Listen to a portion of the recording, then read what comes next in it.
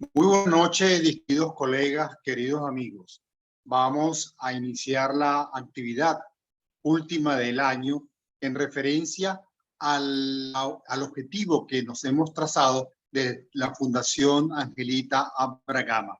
Esta noche tenemos como invitada especial, como conferencista, a la doctora Andrea Potes. Tenemos también en el panel al doctor Augusto Gómez Smith, también nos acompaña la doctora profesora Angelita Abragama y también el doctor Fabio Campos, quien es presidente de nuestra fundación. Al mismo tiempo, el doctor Ernesto Montenegro, quien es el secretario de nuestra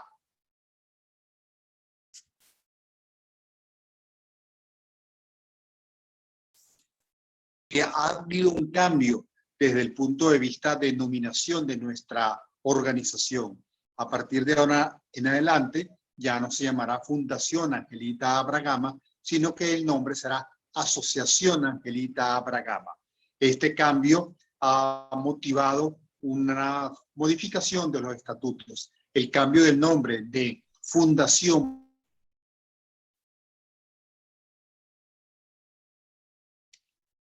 Parou a voz? Está travando, acho que está com algum problema lá. Ele travou. Bueno. Entonces, como les dije al inicio de mi participación, al inicio de mi actividad, la Asociación Angelita Abragama tiene esta noche la última actividad. Esta actividad de esta noche no tiene nada que ver con ciencia, no tiene nada que ver con cirugía, no tiene nada que ver con coloproctología. Es una actividad que irá a desarrollar la doctora Andrea Potes. La doctora Andrea Potes recientemente estuvo varios meses en Yemen cumpliendo una actividad como cirujana. La doctora Andrea Potes ha tomado como ideal, como motivación para esta actividad, lo que la profesora Angelita Abragama nos ha enseñado. Ser pionera, ser arriesgada, ser aventurera y más que todo siendo una mujer.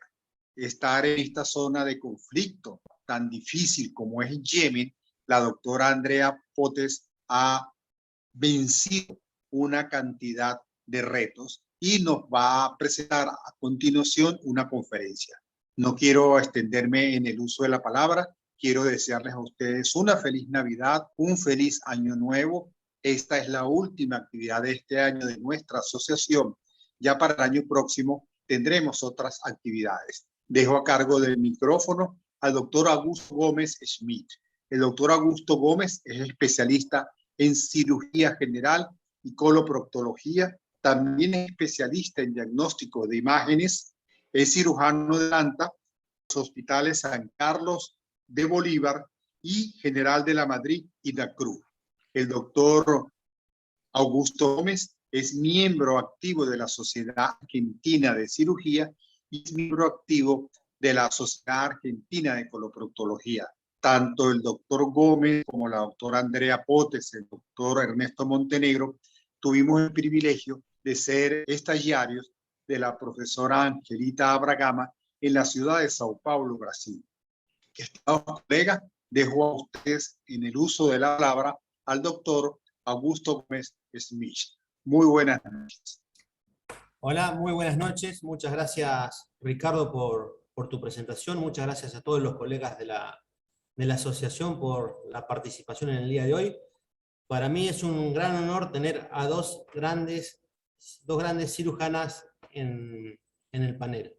Y es un gran honor para mí presentar a la doctora Andrea Potes, que vamos a pasar un breve currículum de la doctora. La doctora es médica cirujana, especialista en coloproctología y es médica emergentóloga, es cirujana de planta del Hospital Oscar Alente, Hospital Internacional de la ciudad de Mar del Plata, Argentina, es cirujana de campo en Médicos Sin Fronteras, es instructora de ATLS, es ex jefa de servicio de emergencia y trauma del Hospital de Mar del Plata y ex jefe de departamento de coloproctología del mismo hospital. Es fellow del American College, miembro de la Sociedad Argentina de Coloproctología y de la Asociación Argentina de cirugía. Con una foto de su ciudad, esta hermosa Mar del Plata, nuestra ciudad perla en la costa atlántica, le damos la palabra a Andrea. Andrea, un placer estar esta noche con nosotros y cerrar este año de conferencias. Muchas gracias. Ahí les comparto pantalla. Bien. Bueno, para mí es un placer estar acá con ustedes hablando de mi experiencia en Yemen y es un real honor estar compartiendo este panel con Angelita, que fue como mi maestra, mi guía cuando yo empecé a hacer cirugía específicamente, hace algunos añitos atrás. Básicamente, les voy a contar la historia de un adolescente que tenía un sueño, que ese primer sueño era ser cirujana, y lo cumplió, y después quiso hacer cirugía de emergencias y trauma, pero eso fue en 1995, cuando terminé la residencia, que es esa foto que ven ahí, cuando estaba en el último año de residencia, única mujer entre todos los varones, y en ese momento no había cirugía de emergencias y trauma, por lo menos en la República Argentina. Así que comencé a buscar alternativas.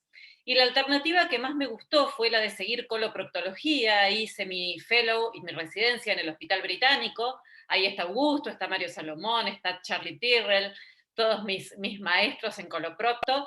Y gracias a ellos también terminé rotando con la doctora Angelita Argama hace muchos años, mejor no digamos cuándo. Así que con mi corazón dividido, después de toda esa experiencia, volví a Mar del Plata a este hospital que me vio convertirme en cirujana general, y sin dejar la coloproctología, porque realmente yo digo siempre que es una de mis pasiones la coloproctología, la otra es el trauma, comencé a buscar un camino alternativo para hacer lo que a mí me gustaba, que era el trauma, o sea, para perseguir mis sueños fundamentalmente. Obviamente no es fácil. Es complicado llegar a cumplir un sueño, ya lo sé, y siempre buscamos algunas excusas, solemos decir que no es el momento adecuado, solemos preguntarnos realmente, ¿quiero hacer esto o es una utopía? Y lo que nos pasa básicamente es que da miedo. ¿Y por qué les puse el cartel de IGA Trauma? Porque yo estaba muy cómoda, en el Hospital Interzonal de Mar del Plata, haciendo trauma, habíamos formado este grupo, IGA Trauma, que todavía existe obviamente y que sigo dentro de él, y la verdad es que estaba cómoda, y si bien Médicos Sin Frontera era mi sueño desde un principio, estaba con mis dudas. Así que esas dudas esperaron un momento, tal vez el momento me encontró a mí más que yo esperé el momento, y cuando encontré ese momento adecuado apliqué. Apliqué a Médicos Sin Fronteras, hice el PPD, que es el curso de preparación para la primera misión que nos dan para poder mandarnos al campo, y apareció el COVID. Y el COVID como que nos frenó a todos. Así que estuve casi 2 años esperando poder llegar a mi primera misión, y en enero del 2021 me llamaron por teléfono y me dijeron, bueno, Andrea, vamos a poder hacer tu primera misión. ¿Qué te parece Yemen? ¿Qué te parece Abs? Pensalo. Creo que lo pensé como 5 segundos y dije que sí. Así que en mayo del 2021 salí de Mar del Plata a Buenos Aires, después a Madrid, después a Estambul, después a Djibouti y después llegué a Yemen. Mi primer parada, recién les nombraba, es Djibouti. Djibouti es un país muy pequeñito que está en África y que obra como de puente para prácticamente todas las ONGs que hacen actividades solidarias y tarea humanitaria tanto en Yemen, Medio Oriente, como en África, en gran parte de África. Y desde ahí se toma un avioncito, que es un avión privado, para poder llegar a Yemen, porque Yemen tiene el espacio aéreo cerrado, justamente porque está en guerra desde el año 1995. Así que después de estar 5 días esperando mi visa en Yemen, en Djibouti, logré llegar al aeropuerto a tomar ese avión, y esa foto me la sacaron cuando realmente yo tenía una emoción que no les puedo transmitir con palabras. Espero que se vea en la foto, pero realmente en ese momento es cuando el corazón se explota de emoción porque uno está a punto de subirse a un avión que lo lleva a cumplir el sueño.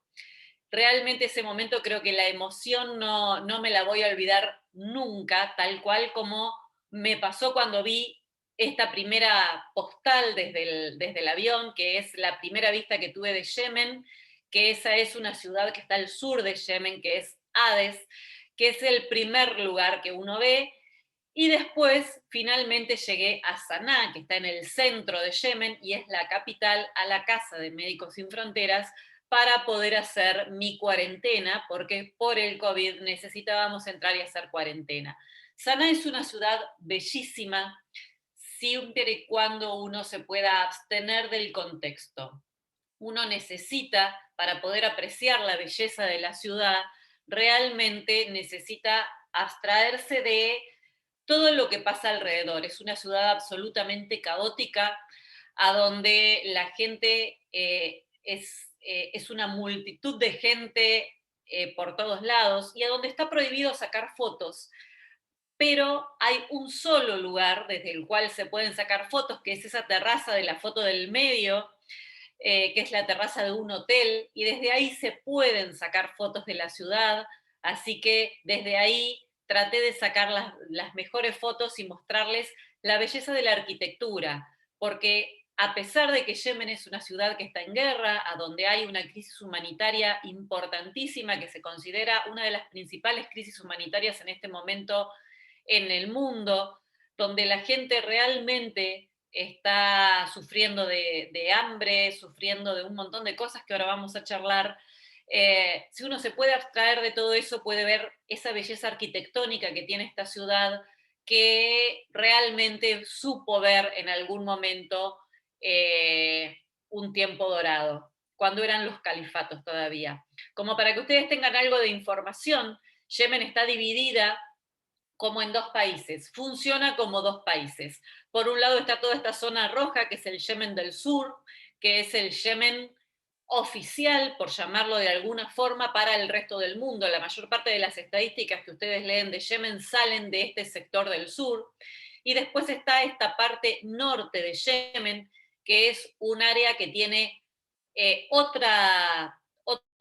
otros reglamentos, otra forma de vida, y justamente parte de la guerra tiene que ver con esta subdivisión en Yemen del Norte y Yemen del Sur. Tienen gobiernos distintos, tienen pensamientos distintos, culturas distintas, funcionan prácticamente como dos países distintos. Y de hecho, esta frontera que ustedes ven marcada acá, era la frontera del momento en el que sacaron la foto, pero es una frontera que se mueve constantemente gracias a la guerra. Según cómo viene la guerra, es por dónde viene esa frontera. Yo específicamente estaba acá, en Abs, que es prácticamente bien al norte de Yemen, prácticamente en la frontera con Arabia Saudita, a unos 25 kilómetros más o menos de la frontera con Arabia.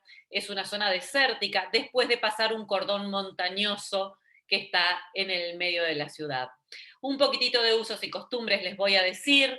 Básicamente ahí les puse cómo se visten los hombres. Los hombres usan como unas especies de camisas largas, que son parecidas, si ustedes quieren verle alguna similitud, a la vestimenta de las mujeres, que es la abaya, que es como una túnica larga hasta los pies, y siempre andan con ese cuchillo curvo, que es muy típico de la cultura, que es la jimbaya, que realmente es muy, muy, muy típico. A eso suelen asociarle, gracias a la guerra, desde hace algunos años, un arma.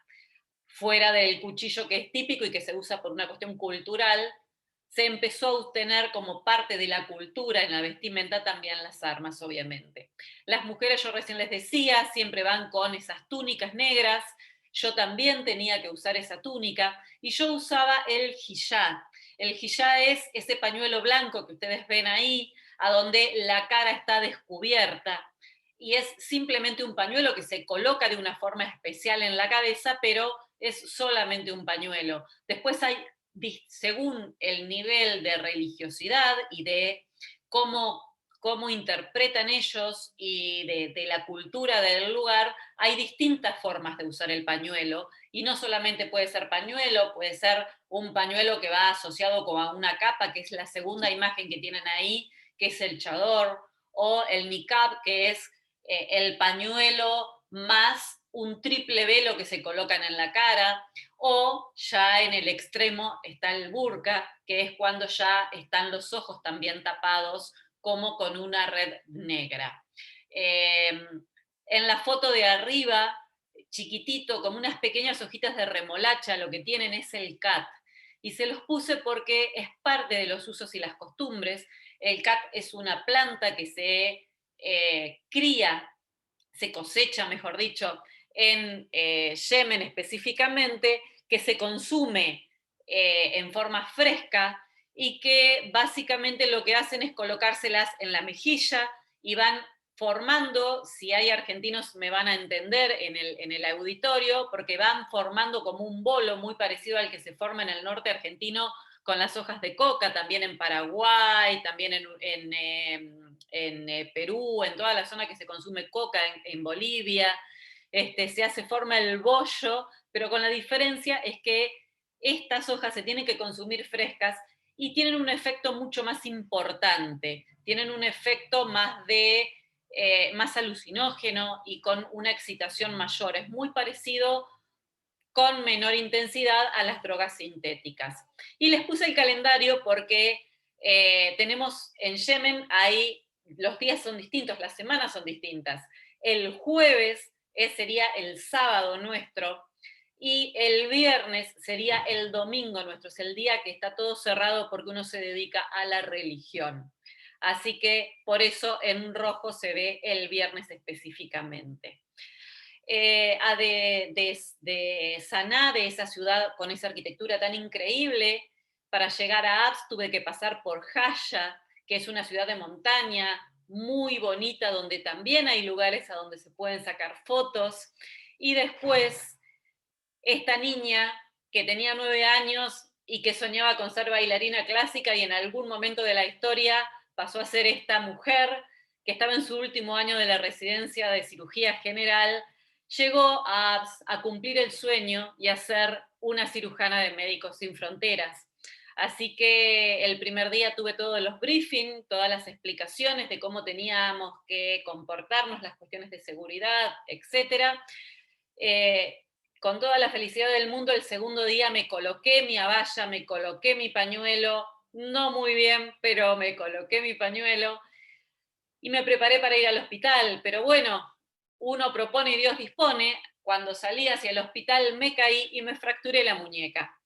Así que hice una fractura intraarticular de mi muñeca de la mano derecha, que es mi mano hábil para una cirujana complicado, así que tuve que volver a sanar, y de ahí, si me tenía que operar la muñeca, me iba a ir a un lugar exótico, no me podía operar en Yemen, así que terminé volando a Amán, Jordania, y en Jordania me operaron de la muñeca. Así que yo soy una persona que siempre trata de buscarle el lado bueno a las cosas, así que le buscamos el lado bueno a esta fractura, y en el posoperatorio, después de esa placa con clavos que ven ahí, decidí conocer un poquitito de Jordania. La segunda semana me fui a conocer el Mar Muerto, ahí les muestro algunas fotos. En la tercera semana de posoperatorio me fui a conocer Petra, siempre con mi yeso y haciendo los cuidados y la rehabilitación adecuada. Y a la cuarta semana regresé a Yemen, porque si había algo que ese día que me fracturé tenía en claro era que quería volver a la misión. Así que en la cuarta semana regresé, me encontré con una compañera mía que se había fracturado después que yo, pero ella no se tuvo que operar, y obviamente me fui a trabajar. Me saqué el yeso, me puse una férula y me fui a trabajar. Llegué a Abs, ahora sí les voy a presentar Abs, que ya estoy en Abs en serio, con mi mano y con la férula. Abs tiene esta imagen, era la que yo veía desde la ventana de mi habitación en Abs. En realidad esto no es específicamente Abs, es una ciudad que está a unos 10 minutos de auto pero en Ars estaba el hospital y la casa donde vivíamos estaba más o menos a 10 minutos por esa carretera que ven ahí, y ese era mi panorama todas las mañanas desde donde yo veía el amanecer.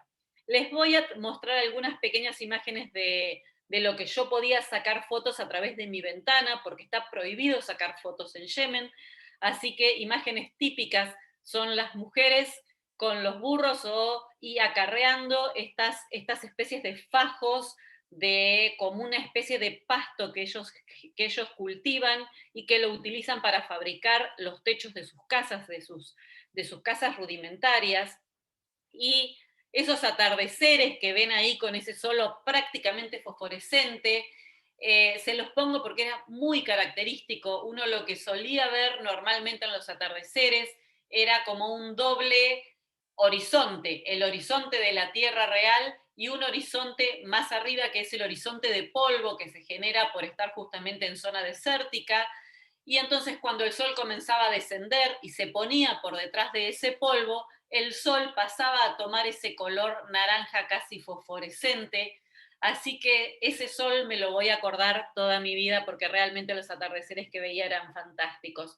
Obviamente también hay potreros, como les decimos en Argentina, canchitas de fútbol, a ellos les gustan mucho el jugar al fútbol, y si ustedes pueden ver a la lejanía, todo eso blanco que ven acá atrás, chiquitito, como pequeñas casitas, son todos los campos de refugiados, porque justamente por la guerra la gente se desplaza de sus ciudades originales hacia ciudades que pueden brindarles algo de ayuda, donde están las ONGs.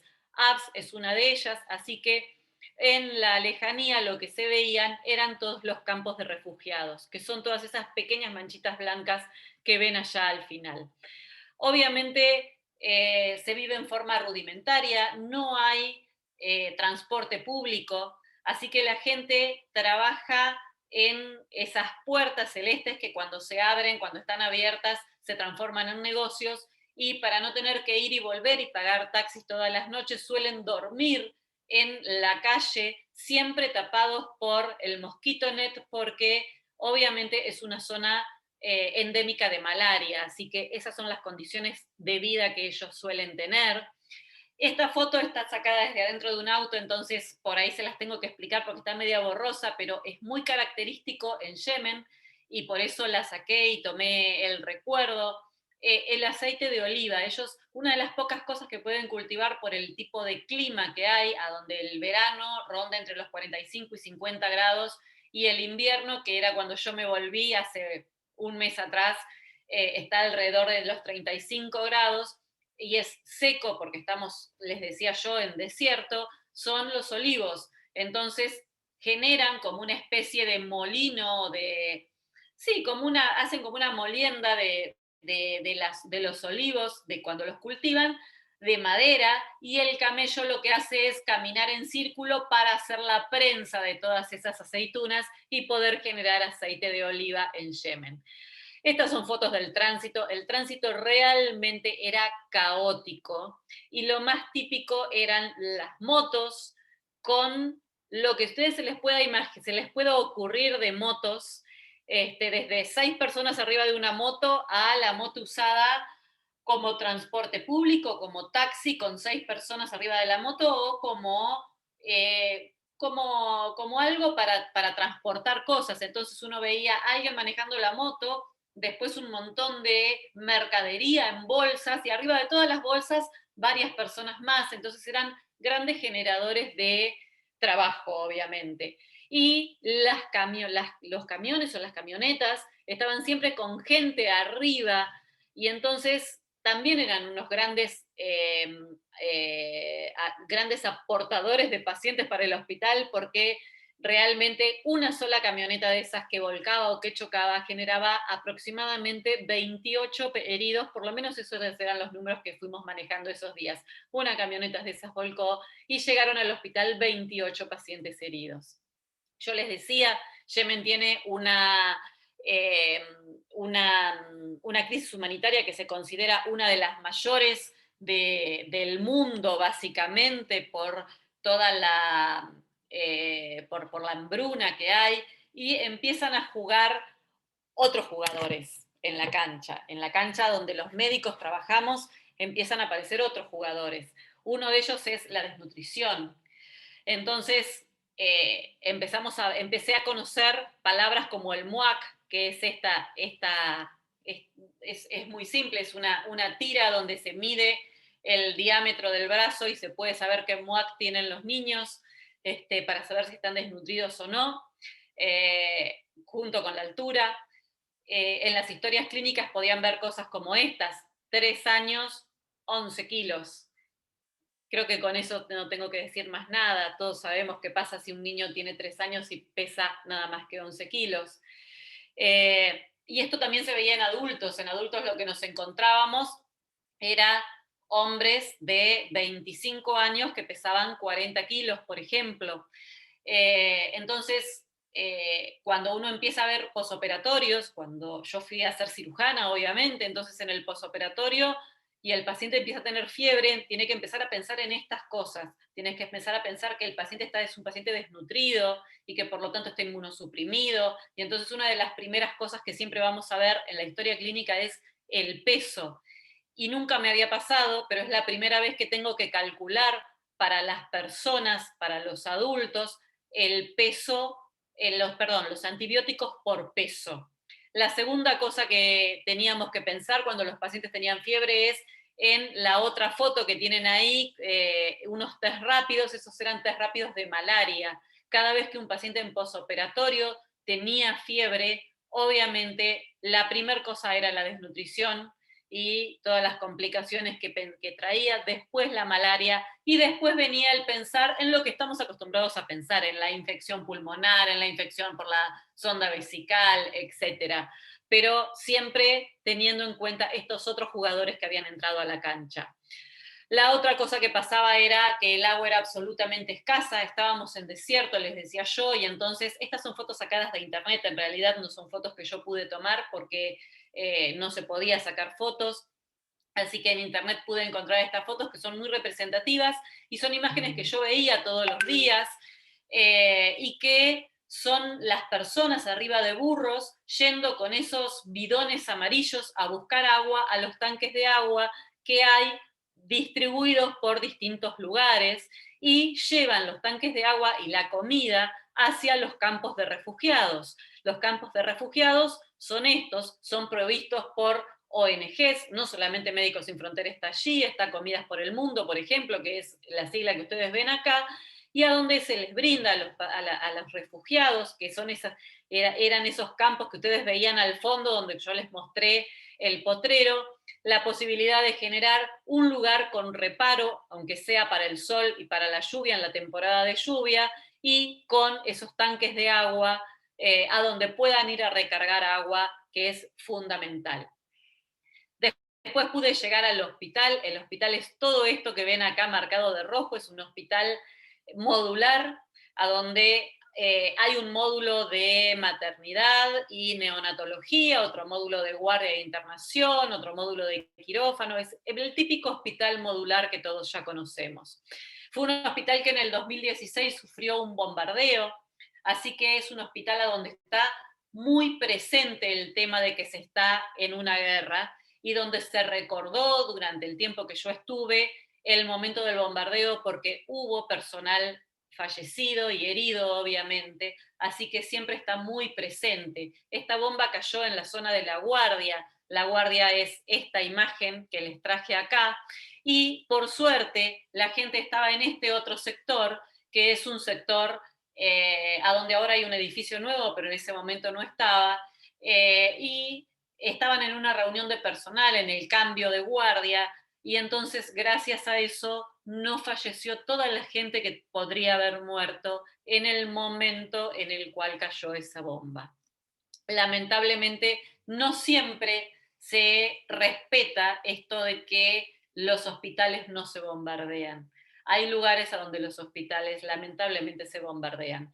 Cosas típicas para mostrarles del hospital, esos vitró están en todas las estructuras que ustedes puedan imaginar, en las casas, en los hospitales, en todos lados.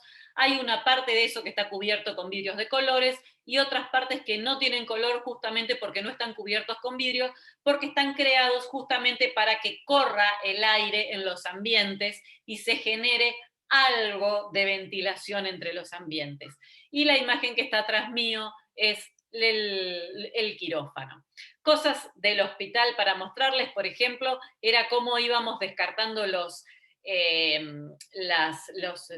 residuos, en amarillo todo lo que era cortopunzante, en verde todo lo que era ampollas y medicación, en azul todo lo que era material usado en las curaciones, en naranja era todo lo que es biológico, y en rosa, y esto fue lo que a mí me llamó la atención, era especialmente para los familiares o para los pacientes, para que descarten los retazos de comida que ellos tenían. Otras cosas típicas eran estas especies de hamacas que se generaban con los pañuelos que se usan para la cabeza y que se atan a las patas de la cama, y ahí adentro de esa hamaca se coloca una frazada, una cobija simplemente, y ahí se ponen los bebés. Y los bebés realmente están muy confortables ahí y ellas pueden amacarlos y los bebés realmente se ven felices cuando están ahí adentro porque realmente están cobijados, están protegidos o se sienten ellos protegidos ahí adentro y realmente viven felices ahí adentro. Y cuando se interna un bebé siempre lo vamos a encontrar en esa posición, o cuando se interna una mamá con su bebé obviamente va a ir y también se colocan ahí adentro. Este era nuestro quirófano, teníamos 2 quirófanos y una sala de recuperación, el recovery room, era el lugar, como no teníamos terapia, a donde se hacía la recuperación de los pacientes más complicados hasta que podíamos hacer los referrals o las derivaciones. Obviamente en áreas como estas siempre se tiene que trabajar protocolizado, no se puede no trabajar sin protocolos, básicamente porque todo es muy precario, pero todo funciona. Pero justamente para que todo funcione a pesar de la precariedad, tiene que estar todo muy protocolizado y todo el mundo tiene que saber cuál es su lugar y qué es lo que tiene que hacer en cada situación.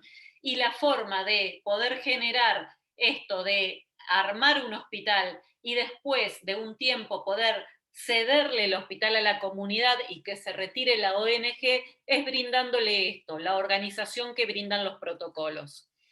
Imágenes de quirófano con mis compañeros y obviamente cuando suenan las alarmas se arman rápidamente, esto en un día, 2 días estaban armadas las carpas para cólera, porque el cólera también es algo endémico, así que con el primer paciente que se sospecha cólera se llama al equipo de logística y el equipo de logística en 2 días arma estas unidades que son precarias pero realmente funcionan si uno quiere manejar un brote de cólera. Uno de los atardeceres que yo les digo que eran como mi punto de relax para ver, siempre era para el mismo lugar. Los estudios complementarios que yo disponía en el hospital básicamente eran un CBC, que es un hemograma básico, incluso durante la noche a veces menos que eso, simplemente un recuento de blancos y la hemoglobina que se hacía con el test rápido que se hace como el glucométer o el glucotest. Después las radiografías, que no siempre teníamos la radiografía en papel, a veces venía la radiografía con una foto en el celular del familiar o del paciente o del médico de guardia y una ecografía que debía hacerla yo. Así que los cirujanos tenemos que estar armados en ecografía para poder ir a hacer diagnóstico. Así que esto y la clínica, que obviamente es soberana, y eso me lo enseñaron cuando estaba en tercer año de medicina y sigue siendo así, eran las armas con las que yo contaba. Yo les decía, no hay UTI, por lo tanto todo paciente complejo, lo que se hacía era cirugía de control de daño y referral. Y los referral había que siempre tener en la cabeza que mínimo teníamos que derivar a 3 horas en auto a los adultos leves o graves pero leves, en ese orden. A 6 horas los neonatos o los niños o los adultos con enfermedades más complejas. Esas horas son camino de montaña. Y el referral se hace en ambulancia sin médicos, solamente con enfermería capacitada. Así que hay que definir cuál es el paciente que se deriva. Este es mi primer paciente. Cuando yo me saqué el yeso y me puse la férula, no podía escribir.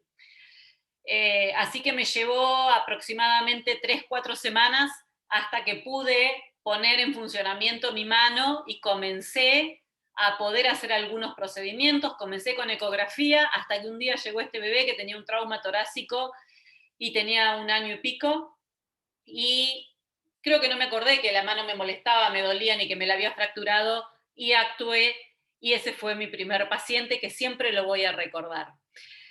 Y esta es la parte más dura, el triage. Teníamos que hacer triage, por esto que yo les decía, no contábamos con las cosas que cuenta cualquier hospital. Entonces teníamos todos los grupos de colores, el rojo, el amarillo, el verde, pero también estaba el negro. Y el negro teníamos que tenerlo muy presente, porque es muy importante poder saber qué paciente podemos salvar y qué paciente realmente vamos a gastar recursos que pueden salvar a otros pacientes. Es muy difícil decidir esto, es muy difícil con el primer paciente que uno ve decir, bueno, hasta acá llegamos, o a este paciente no hago nada porque realmente no tengo posibilidades de hacer otra cosa. Realmente es duro, es algo para aprender, es algo que yo venía sabiendo por trauma, obviamente, y que venía usando, pero realmente hacerlo cuando no hay víctimas masivas, sino cuando uno va a la guardia, y el primer paciente que me tocó hacerlo era un bebé de 28 días que llegó en gasping con un abdomen agudo obstructivo, y que yo sabía que no podíamos hacer nada porque no teníamos una terapia de adultos, menos una terapia neonatal, donde no teníamos un anestesista, había enfermería capacitada, que era la que nos hacía la anestesia, y el bebé estaba en shock, y por lo tanto ese bebé acá en Mar del Plata yo podía hacerle algo, pero ese bebé en ABS realmente lo mejor que podía hacer y lo más humano para ese bebé y para la familia era simplemente que el bebé estuviera confortable, que no tuviera dolor, hacer contención familiar y nada más, y decir este paciente es negro.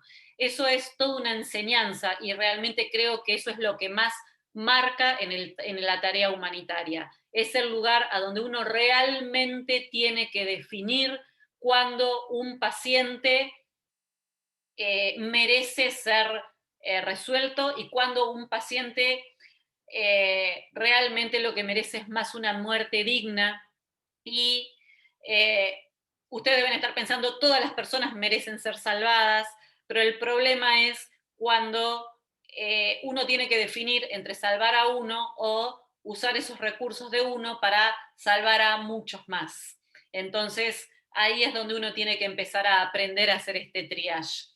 Esto fue un trauma cerrado de abdomen, que fue el primer trauma cerrado de abdomen, que después de operarlo 3 veces en la misma noche, que tenía un hígado realmente explotado, tuve que decir, bueno, hasta acá llegamos, no lográbamos compensarlo para que el paciente pudiera subir a una ambulancia y ir hacia un centro con terapia, necesitaba cosas que nosotros no podíamos brindarle por la infraestructura que tenía el hospital, y en algún momento después de la tercera cirugía tuve que decir, bueno, hasta acá llegamos, este paciente merece una muerte digna. Obviamente yo hoy les decía, el contexto afecta. Esta imagen es la imagen de una sonda vesical, que lo que pasó fue simplemente que un día se cayó un tubo de oxígeno en un sector del hospital, y por esto que yo les decía, la gente tiene muy presente el tema de la guerra, porque en el hospital en un momento fue bombardeado. Cuando el tubo de oxígeno se cae, todas las madres instintivamente quieren salvar a sus hijos, y agarraron a sus hijos y salieron corriendo. Y una madre no se acordó que tenía una sonda vesical puesta. Así que cuando volvimos a llevar a todas las madres con sus bebés a los lugares que correspondían, nos encontramos con que el bebé no tenía la sonda vesical, le hice la ecografía, se ve ahí en la ecografía la puntita de la sonda, así que con anestesia local, porque este bebé tenía 35 días y venía de superar una meningitis en un paciente que estaba desnutrido. Con anestesia local y apenitas un poquito de sedación pudimos extraer esa puntita de sonda vesical que había quedado dentro de la vejiga. Otra cosa muy típica de allá es el uso del henna, y para nosotros era muy complicado poder después saber si esa mano que ustedes ahí ven, que está negra porque lo picó una serpiente, las picaduras de serpiente realmente eran muy frecuentes, y la picadura de serpiente lo que traía era edema con síndrome compartimental, con necrosis y con hemorragia, pero en estas manos con henna, que se lo ponen básicamente en las palmas de las manos y en la palma de los pies, aparte de los dibujos que todos deben conocer que se hacen en el cuerpo, realmente era muy difícil saber hasta qué punto esto era henna o era necrosis. Entonces, realmente el henna era una tintura que a nosotros nos traía mucha complicación para poder hacer diagnóstico, y teníamos que ser un poquitito más específicos en esto. Y por otro lado, algo que aprendí en Yemen es que el henna también lo que trae son trastornos de la coagulación. Nuestro top 5 de patologías era obviamente en primer lugar el trauma, pero no el trauma por la guerra, porque el trauma por la guerra es pensable y es lo primero que yo iba a esperar. Pero en realidad es el segundo lugar. El primer lugar de trauma lo tiene el tránsito, porque realmente es caótico. Es el tránsito que ustedes ven en las películas. Bueno, ese tránsito es el que se ve en Yemen específicamente. En segundo lugar estaban los abscesos, pero abscesos muy grandes, muy voluminosos, que llegaban a las fascitis necrotizantes. En tercer lugar, las quemaduras. En cuarto lugar, las apendicitis. En quinto lugar estaban las mordeduras de serpiente. Pero estoy hablando en un lugar donde se dan charlas de coloproctología, así que les quería mostrar un poquitito de lo que se veía de coloproctología también. Y lo que se veía era dolicomegacolon. Dolicomegacolons enormes, muy parecidos al colon que nosotros vemos por Chagas, que realmente yo no sé si esta gente tiene Chagas o no, pero el contexto daba para pensar el Chagas, porque el colon era ese colon que ustedes están viendo ahí en un par de pacientes, y porque las casas yo hoy les mostraba estas, y se las mostré a propósito, esas especies de paja, de yuyo que se deja secar grande y que con eso se arman los techos. Y si vamos a pensar en el origen del Chagas, era el origen de la vinchuca en los techos de paja, ¿se acuerdan?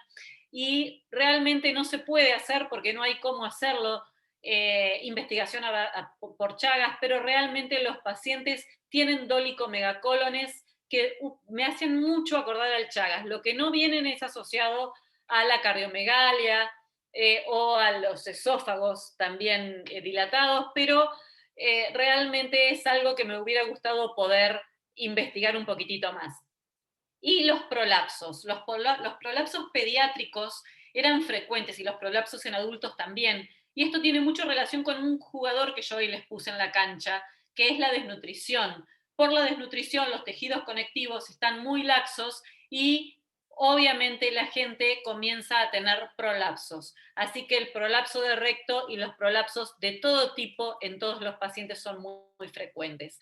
Esta es una imagen después de una tormenta, y eso que ven en el fondo no es un atardecer, sino que es una tormenta eléctrica. Después de la lluvia llega la tormenta eléctrica y genera esos cielos increíbles, increíbles, bellísimos, que podíamos ver desde la terraza. Pero todo esto, y todo esto que les vengo contando así aceleradamente para poder entrar en el tiempo, necesita tener una mente despejada. Y esta mente despejada yo no lo hubiera podido tener si no hubiéramos tenido un trabajo en equipo. Y si hay un lugar a donde yo vi que era necesario trabajar en equipo, era acá, era en APS. El trabajo en equipo es fundamental, no solamente entre los médicos, sino con los legistas, sino con los administrativos. Y nosotros éramos un grupo de 18 extranjeros que vivíamos en Yemen adentro de una casa, y nuestra convivencia era los 18, de la casa al hospital y del hospital a la casa, y no teníamos prácticamente vida social por el COVID.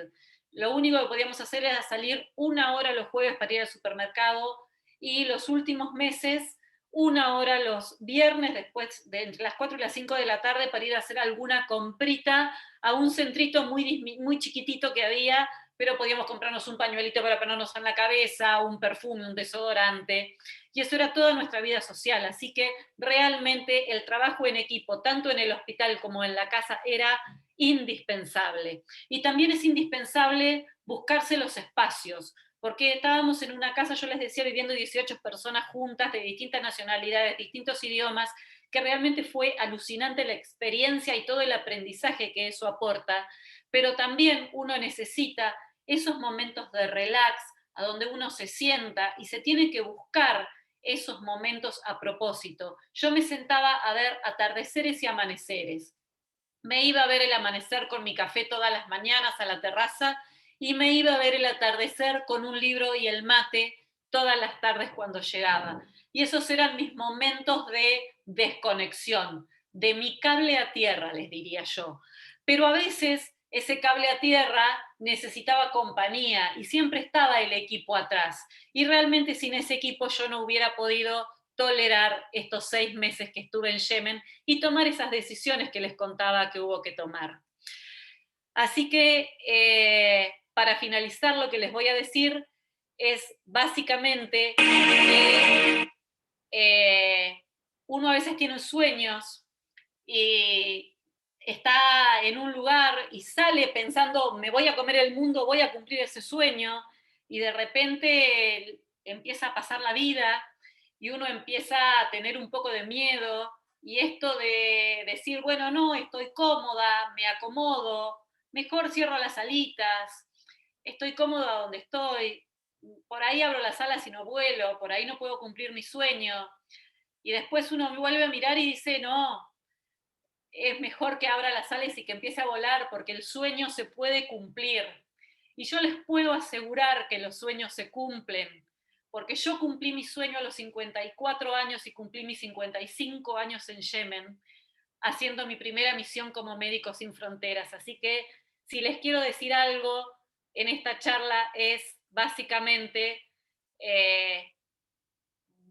cumplan sus sueños, persigan sus sueños, porque siempre un sueño se cumple y nos da una satisfacción increíble. Esto es mi último atardecer en Yemen antes de venir, y a ustedes les digo gracias por estar ahí.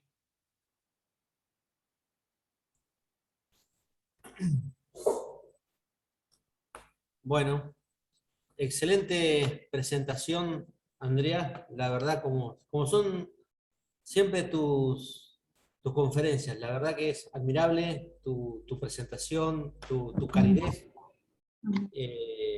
Así que no ha dejado realmente casi sin palabras. Te conozco hace años, tenemos doble motivo para conocernos. Uno es la profesora Angelita y luego los dos nos formamos en el Hospital Británico.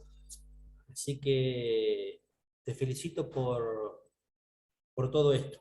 Yo le voy a dar la palabra a nuestra comentadora, que hoy, Andrea, tenemos una comentadora de lujo, no merece presentación, nuestra querida profesora. Doctora Angelita Bradgama, muy buenas noches, y escuchamos su comentario, a ver qué puede usted aportar acerca de lo que expresó Andrea hoy. Eu queria, em primeiro lugar, felicitar a doutora Andrea pela excepcional apresentação, pela coragem e determinação de ter ido a um país tão distante e tão carente, pelo trabalho que lá executou,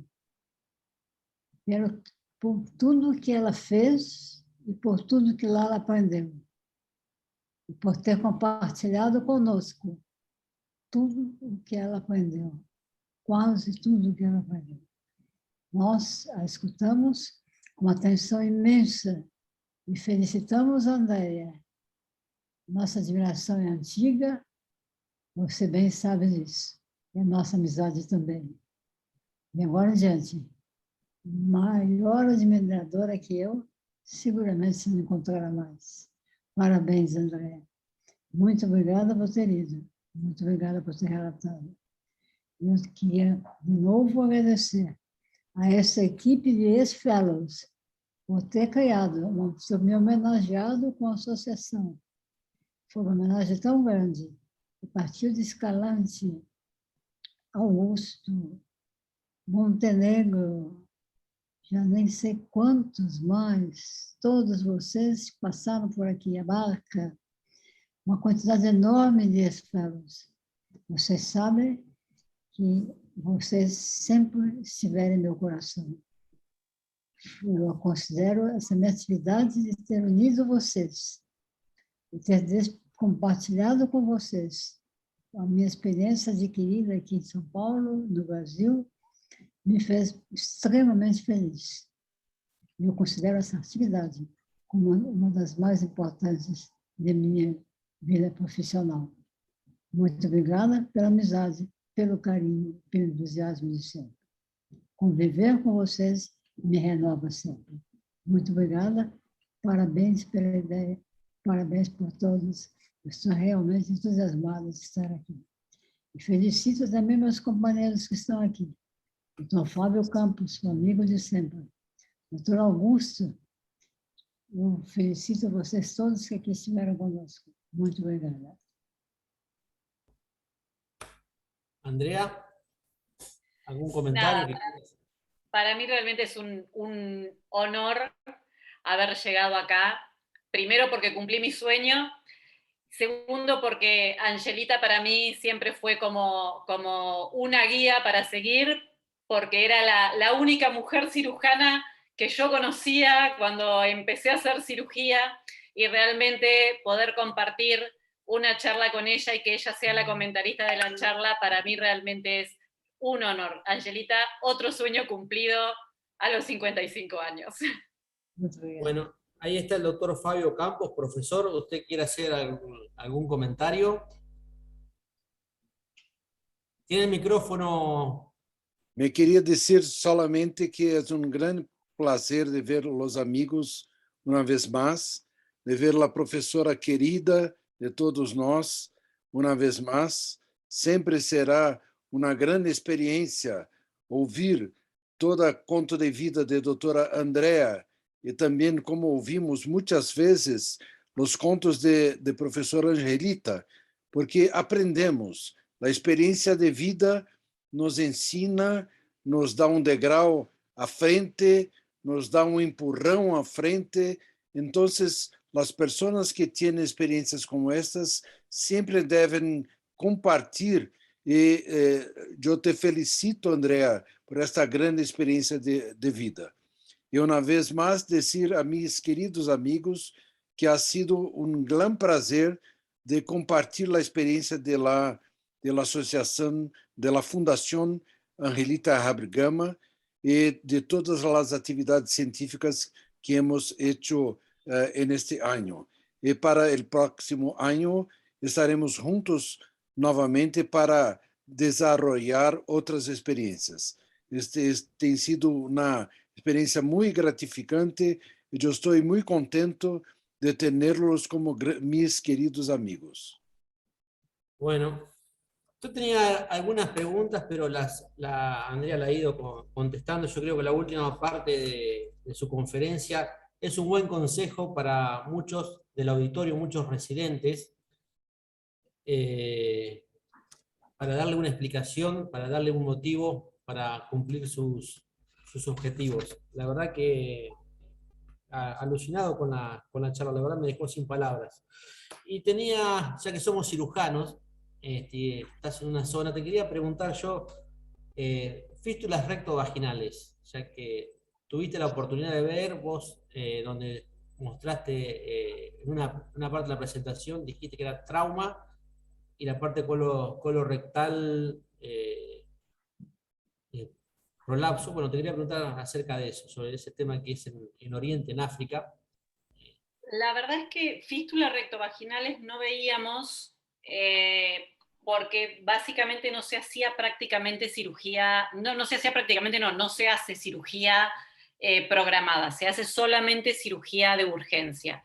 Pero sí lo que se veía eran, más que fístula, eran prácticamente cloacas. Yo no les puse ningún tipo de referencia hacia las patologías obstétricas y ginecológicas, pero obviamente hice cesáreas y patología obstétrica y ginecológica, y lo que se ve que son las mujeres tienen muchísimos hijos, entonces hay muchas veces lesiones durante los partos, rupturas de los tabiques rectovaginales, y realmente es más que fístulas, son unificaciones, cloacas entre el recto y la vagina, o incluso con la uretra, y todavía queda algún resabio de que ya en realidad está prohibido, pero todavía se sigue haciendo en algunos pueblos, o uno puede ver a algunas mujeres mayores que todavía lo tienen de cuando no estaba prohibido, que son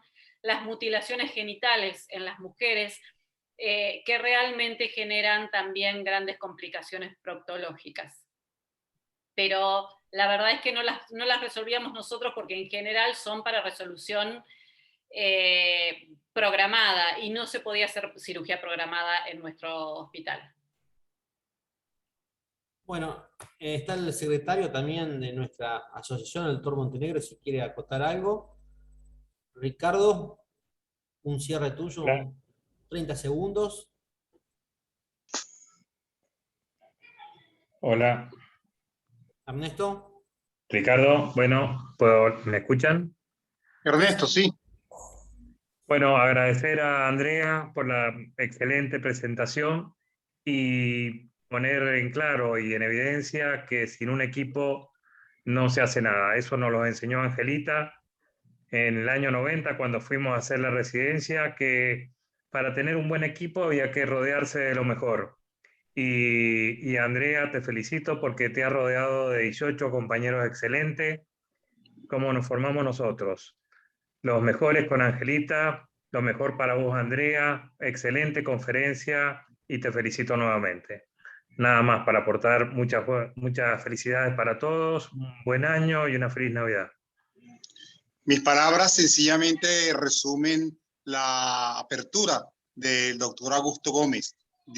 Él concluye diciendo de que esta charla o este conversatorio nos ha dejado sin palabras. Realmente, cuando Andrea hacía su exposición, realmente el silencio de introspección, o el silencio de meditación, por todo lo que ella mostró y por todas sus imágenes, realmente eso, así quedó uno al finalizar de la charla, sin palabras.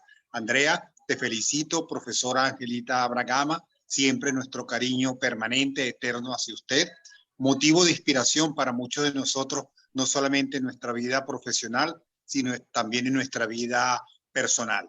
Queridos amigos, distinguidos compañeros de la Asociación Angelita Bragama, solamente me queda decirles feliz Navidad, que este periodo de reflexión, de meditación durante estos días que se avecinan, sean el inicio, o sea, el augurio de un mejor año 2022. Dios quiera que el próximo año sea muy diferente al año que hemos superado en este 2021. Solamente les digo feliz Navidad y un próspero año 2022.